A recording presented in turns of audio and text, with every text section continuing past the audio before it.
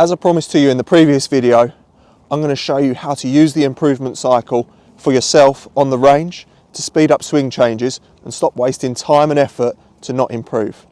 This is the fastest way to getting better.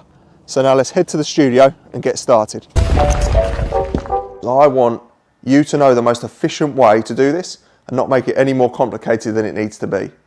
So here we go. Firstly, was the shot up to standard for your level? So like, are we aiming for a good shot like we would on the course, in which case the result of the shot is our feedback? Or are we looking for, say, like a good impact on the club face, in which case you'll need some sort of feedback? It might be spray, it might be our launch monitor. Or are we looking for a good swing move, in which case video feedback or a coach will be giving you the feedback on that. So identify this first so you know what you're trying to do, what's successful and what isn't. I feel that if you're working on bits on the range like we are here, we're more likely to be focused on impact and swing move than we are like the outcome of the shot. And that should take care of itself. And like the ball flight and the shot will probably be more when we're on the course. As I explained previously, are your expectations realistic? So for impact, are you really going to be hitting dead center every time? Or is just in between the grooves acceptable for you? Or maybe you're just trying to aim to get within 1 centimetre or 2 centimetres of your target. And if you're working on the swing move, how close do you need to get to the correct swing move for it to be acceptable for you? Maybe at this stage, overdoing it a little bit is actually okay, but not making enough change isn't okay. So if you did have a good outcome with your shot, obviously you don't need to change anything. You can go with the same feel, the same swing foot that you just used. Or if you can tell that you're slightly off, you can just nudge it in the right direction by making them very small changes. Now these very subtle changes are great to keep you on track as you get better and you need to be more precise about things. However, if you didn't get the outcome that you wanted, you need to know what needs to be better next time, be it about the shot, the impact or the swing. So be specific, and feedback mechanisms help with this massively. So for swing changes, as we said, the feedback might be video or a coach. For impact, it's like spray or launch monitor. And for ball flight, it's just the distance, direction, curve of your shot. As explained in the last video, education on ball flight and impact play a key role here, as does having good feedback. So make sure you're up to scratch on that. In particular, so you can identify what went wrong and by how much. And then, and this is massively important, with this information and feedback, how much change is needed to get you back to the outcome that you want. We need to be able to change the swing, the impact and the ball flight by the right amount and not sort of overdo it and make massive changes. So for example, your ball flight, it might be too far left or too far right. You need to understand how much to pull that back in towards the target.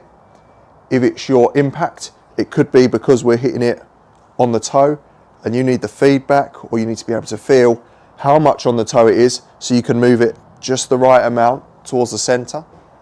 And lastly, for your swing move, again, you might use the feedback of the video or feel to tell, have you moved the swing enough in one direction, not enough, and how to get that to be the right amount for your next shot. And finally, this is where it all happens. We need to add an intervention to create the change and in the right amount. This could be just a different feel, might be a different intention for your shot or a drill.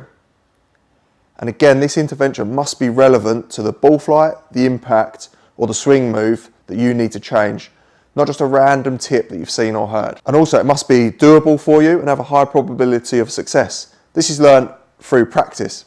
And through practice, you'll learn what feels and drills are best for you and that you can do most consistently. And also, if these give you the ability to change things by the right amount.